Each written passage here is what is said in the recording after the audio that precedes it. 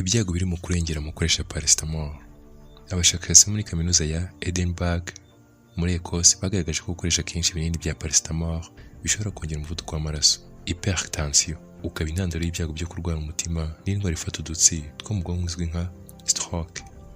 Nyuma y'inyigo yakoreye ku bantu 110, muri bo 2 kuri 3 bafataga imiti kuko bafite ikibazo cy'umuvuduko w'amaraso.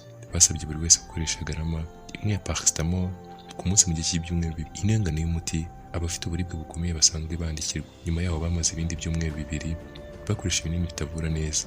Placebo yifashishwa mu bushakashatsi.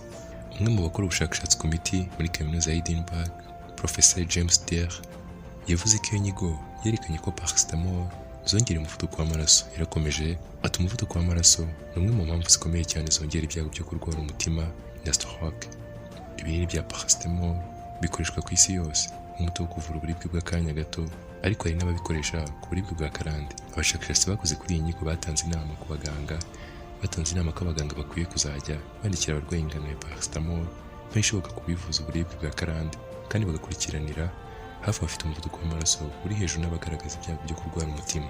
Ku rundi ruhande, Dr Ian McIntyre wayoboye ubwo bushakashatsi yavuze ko izo mpungenge zitari kuri paracetamol zikoreshwa by'igihe gito bavura uburibwe bw'umutwe n'umuriro, ko zose zikiza neza kandi nta kibazo ziteza.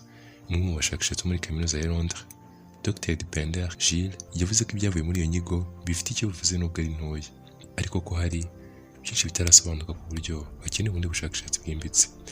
Umuryango w'abagiraneza wita ku barwayi stroke mu Bwongereza, Stroke Association, wagaragaje ko hagikeneye kwerekana akamaro n'ingaruka zo gukoresha paracetamol by'igihe kirekire ku badafite ikibazo cy'umuvuduko w'amaraso. Umuryango w'Abongereza ukora ubushakashatsi ku ndwara z'umutima, British Heart Foundation, niwo wateye inkunga iyo nyigo. Uvuze ko abaganga n'abarwayi bagombye guhora batekereza niba nta bundi buvuzi bwakoreshwa butagira ingaruka nk'iza paracetamol mu gihe zikenewe.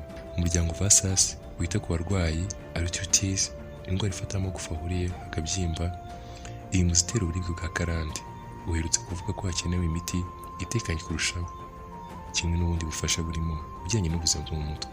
Uretse inyigo y'Abongereza, hari ubundi bushakashatsi bwakozwe n'Abanyamerika bugaragaza ko hari isano iri hagati y'uburwayi bw'umutima no gukoresha paracetamol, ariko ntibwagaragaza niba ariyo mpamvu koko. Paracetamol zari zisanzwe zigaragazwa nk'aho arizo zitekanye ugereranyije n'indi miti ikiza uburibwe nka ibuprofen, kuko kuba yatuma abayikoresha bagira umuvuduko w'amaraso uri hejuru. Ntaha dusoje ikiganiro cyacu, nawe utaha ku ishuri.